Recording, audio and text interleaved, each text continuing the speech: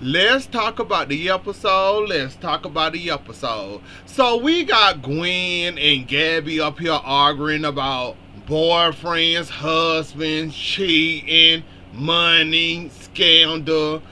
Ain't now one of them got any type of room to talk about one another. But what Gwen thinks she got room to talk about Gabby. Y'all both gold diggers in my opinion. However, don't now one of y'all got one leg up on each other. Y'all both were chasing men with money. Y'all both ended up getting played, falling in love with the man, and ended up making asses out of y'all own self. So I don't understand how y'all two think, Gwen especially, think you got one leg up on Gabby when you basically did the same thing with that what his name was, the one she married for the money. Now she running around here acting like she rich and acting like she a somebody now cause she rich off of somebody else's dime. But I just don't you know what, Gabby do got a one up on you. I will give you that. Gabby got a one up on you. One thing about Gabby, at least Gabby did actually love her man, worked out with her man. She might have divorced him, broke up, all that what happened to Gabby and Stephen, twin switcheroos. What else happened to all that mess that happened to Stephen and Gabby? At least they can tell you, at least they can say they loved each other. That's one thing you can say about Gabby and Stephen. They loved each other. Now, as for you and Mr. Von Lorschner, that man, you was in it for the money from the jump. You might have fell in love with it. You realized he played you for your ex-best friend, cheated on you. Then you discovered he was gay and was having an affair behind your back with your best friend. Now, 5 years later, 2 years later, however long it done been in Salem century, you come back acting like you some wealthy woman, acting like you are somebody now cause you got money. Oh, my zeros in the back says otherwise. It's just like you bragging about somebody else's money, and I never understood y'all. The opportunists that run around here trying to get somebody else's hard work and just snatch it from them like you entitled to it, and then you sit up here and brag about it like you didn't achieve a big life achievement, stealing somebody else's wealth fortune and run around here saying that you deserve it because you got cheated on. I mean, that is one way to get some money. But I wouldn't go around telling everybody that he cheated on me, he gay, so I took his money. And now I'm rich, and the zeros in my banking account says I'm happy. For 2 seconds maybe. But whatever, do you, Gwen, I guess, do you. You finally got that money after all these years, and you bragging about it. The funny thing about this is, though, you came back to town flossing and flashing that necklace around. Who would have thought after all this flossing and flashing that Doug would get the upper hand on you? And ended up turning the thing back to Julie and end up him and Julie starting to work on their relationship now. But yeah, I did not see Doug goodbye coming that well. We ain't gonna say goodbye. Well, as for the now, adios to Salem right now. You mean bye to Salem right now. Not goodbye, but bye to Salem right now. I would have never thought in a million years that somebody would snatch that necklace away from her. It's kind of funny. Oh, you got to brag about now that everybody that you hate and love in Salem, mostly hate, can't stand, want bad things to happen to them. You come into town bragging about somebody else's fortune and bragging about a necklace that was stolen and fenced. So the fact that you ain't got that no more to brag about, and all you got is that little money that you done got from Dimitri, What's really going on with you, Gwen? I mean, how low do you have to be to brag about? You know what? That ain't none of my business. I already expressed how I feel. I'm just surprised and shocked that Doug got that necklace. And now Julie and Doug might be working on their relationship all over again. And they might be alright after the end of this. Cause she agreed to wire him money to help him out. Then she told him when he get himself together, get back on his feet, come back to Salem, she want to sing. So, you know, it's nice to actually see that and see that they actually can, you know, continue where they left off at before he stole the necklace and before the whole Ari and the Holly and the kidnapping. Holly suffocating herself in the van. Kate had to get involved and all that, so it's nice to see that you know they had a little happy ending. He gonna be back, but this time I hope, well, hopefully he get it right this time and he get himself together. Hopefully he come back and impress Julie, cause you know it hurt Julie. If you could tell, it was killing Julie and it was hurting her. Every time she ran into that man, that boy, every time she had a confrontation with that boy, you can tell she was not able to stand it. You know, she was not able to stand it, put up with it, or put up seeing that boy every time she seen him in Salem. You see, she had to basically prepare herself, embrace herself to deal with him after that necklace came up stolen and come to find out it was him. And you see, after she got her love anger out of her, you see how she was like she wanted to cry while holding back her tears. You could tell it was killing her. So to be able to have him back, maybe that might do Julie some good, because you know she missing her husband, and you know that's her husband grandson, and you know that'll be good for Julie to have that, you know, that connection back, besides disconnecting from that connection. Speaking of that family, well, not that family, well, you know, the Sophia situation. Sophia, I'm just gonna say this. Trash is setting you up for a hard crash and burn. You already done got busted in one of your lies telling Tate that that baby was a girl and that baby was a boy. So Sarah already know you lying. And the fact that Tate went ahead and signed over his rights, he better not would ever been. Like I said, they kids, you know, they got their whole life ahead of them or whatnot. So you know what? I ain't gonna give the children too much. But I would have had to see my baby, hold my baby, before I signed anything. That's just me. But they kids trying to go into college, so I'ma let them have that, and I'ma let them deal with that, and I'ma let them, you know, take signed over everything. So I'ma let them have that. So I'm gonna let them little kids have it, but if it would have been me, I would have had to do those things. I wouldn't have felt right. Not to mention, Trash then sent you on a wild, crazy goose chase that you don't even much know what the hell is going on. And when Trash come up with something, she not very smart with something. And the fact that she told you, oh, do this, I got it all planned, I got the scheme going, you do this, you say this, you take the sign of the baby, I'll take care of the rest, and I'll do this and I'll do that. Just tell him it was a girl, it was not a boy. Basically, she covering up her lie, and Trash trying to bury up some, I don't know what Trash got going on, but okay. Sending fake pictures of the baby to her. It was the picture for me. For real. It was the picture for me. You gonna send that boy a fake behind picture of somebody holding somebody else's baby, pretending like, oh, there go the girl right there, see? Here she go right here with her adopted parents. As soon as I had the baby, I gave the baby straight to them.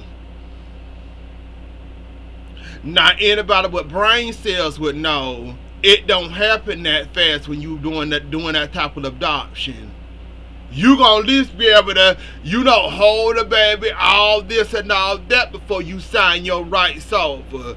Don't nobody just hand over no baby straight out of them. If they do, please tell me to stay in the place where they do this at, for I can know otherwise. Until then, I ain't believing that BS. I just had the baby, and I gave it straight to the adoption. And Tate, you're not side-eyeing her. You know she's a lie. You know she's a schemer. I guess that she being your alleged baby mama, that you just forgot what a schemer she was. So I'm guessing that's also clouding your judgment at the moment. The fact that she lying to you. And Brady, where was your mouthpiece at? You sit up here allowing all this BS to happen. Don't nobody want to see the baby? We just gonna agree that the baby gonna just get handed off straight out of Sophia? Don't get to touch the baby, don't get to hold the baby, don't get to say goodbye to the baby. The mama didn't get to see the baby. Tate, Brady, nobody didn't get to see the baby. Just straight out of it and whoop to the new people. Now, Brady, I don't particularly peg you as the smart one. But god darn it, where was your brain cells, and why wasn't they thinking when she said some mess like that in front of you? Like, are we real? Y'all really gonna sit there and Brady sat there and listen to these? Again, not a part of my... Brady, you better not. I would have had questions. Oh, hell no. And then on top of it, she had the audacity and the nerve to get mad because Tate wouldn't answer his phone, because Tate was out trying to save Holly and Ari. She gets mad about that and say, oh, he didn't want to answer the phone then. Oh, now he in a rush to answer the phone. Why you so desperate and thirsty to have this boy answer the phone if you already didn't had the baby? So you wanted attention is what you really wanted. You already had the baby. You fine, you cool, you pretended that you had the baby. You trying to set it up and make it seem like you're getting ready to have the baby. You're pissed at Tate because he didn't answer your imaginary, oh, I'm having a baby, oh, I'm having a baby, run. So you mad at Tate imaginary, you pretending to have the baby when he was trying to save Ari and Holly. Let that sink in. You mad at Tate because he didn't come running to you for your imaginary, oh, I'm having a baby. Let me get off this woman, Nick. I'm moving on. I just find it funny and hilarious that ain't nobody have no questions, ain't nobody said nothing. Brady let it sit there and happen. And Brady didn't say nothing. He just gonna let it happen and let it sit there and ain't gonna say nothing. It's they live, this they baby. I don't really care about my grandchild, so I'm just gonna let it happen. Okay, Brady. Whatever you say. Xander and Sarah finally come up with an agreement. I mean, all y'all had to do is put down the egos, really. Sarah, you not going to get what you were expecting from Xander. Xander, like I said before, I'm going to say it again to you, Sarah. You knew what you was getting your behind into when you saw Xander, look at Xander, had sex with Xander, had a baby with Xander, married Xander. What makes you think Xander going to change any of that for you? He might do it for the baby, but as for you, no. Now, I understand where you coming from when you said that you want reassurance that he won't go out to try to hurt or harm anybody. He'll learn to control himself and pace himself. I'm with you with that, and I agree with you. Absolutely, he should be able to control himself and manage his anger. Unfortunately, with Philip there in his face, he ain't gonna be able to control it or handle his anger. So we already know we got trouble right there. I'm just happy y'all finally came to the agreement and y'all dropped the 50-50. And y'all dropped the full custody BS, because ain't now one of y'all gonna get no full custody. I don't even much know why the hell y'all thought y'all was gonna get full custody. But okay, y'all thought it. I'm glad somebody, like, you know what, I can't even be mad at Sarah. Sarah was trying, Xander was not. That's all I can say. Sarah was trying to, trying to get him to talk. Xander would not. Unfortunately for Sarah, Sarah was trying too hard to try to push for too many things at once, overloading Xander's little tiny little brain. So, I'm just glad y'all finally got together after all this time. Finally.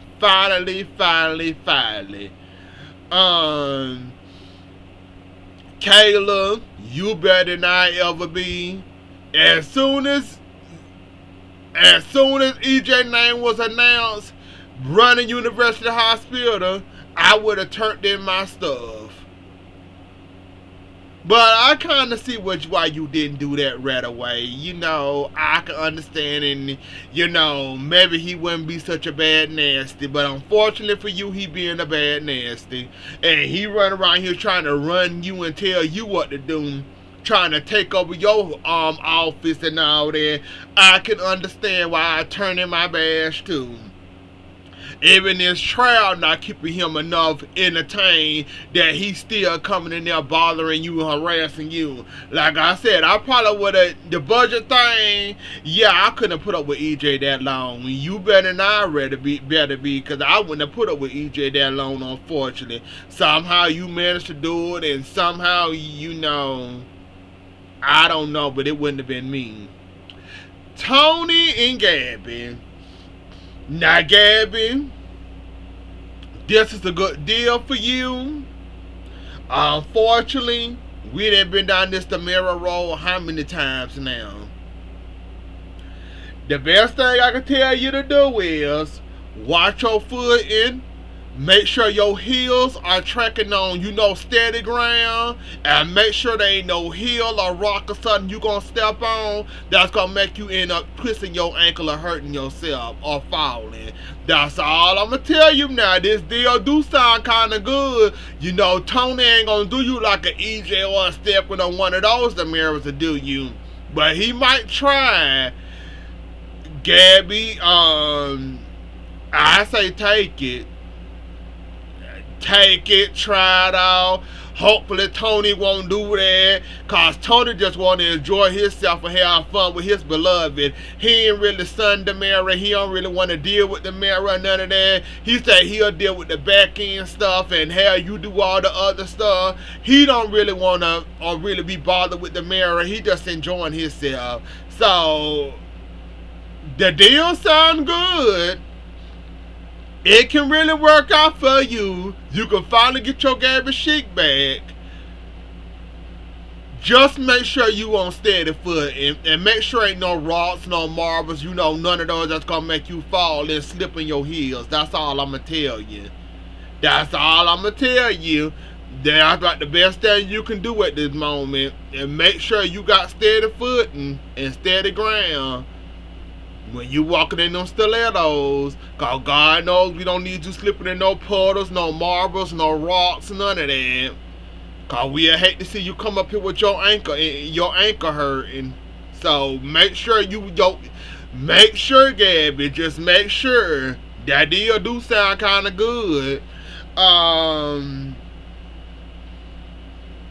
It was one more person, and I totally forgot who it was. This Johnny trial. That's what it was.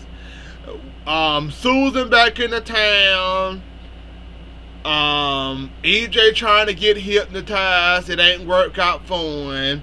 He trying to save somebody apparently. So the hypnotizing ain't working out for him like it's supposed to, because he either protecting somebody or he don't want to remember, or his brain blocking him for remembering. We'll see how the trial go. It's starting up soon. Poor Marlena then passed out, and it was her blood sugar. She skipped the meal and not eating and all that. So we got to make sure she all right for the trial start, and that's about all that happened. So anyways, that was the episode. Don't forget to like, share, comment, and subscribe. I'll see y'all later. Enjoy the rest of y'all night. Have a good weekend, and I'll catch y'all later. Bye.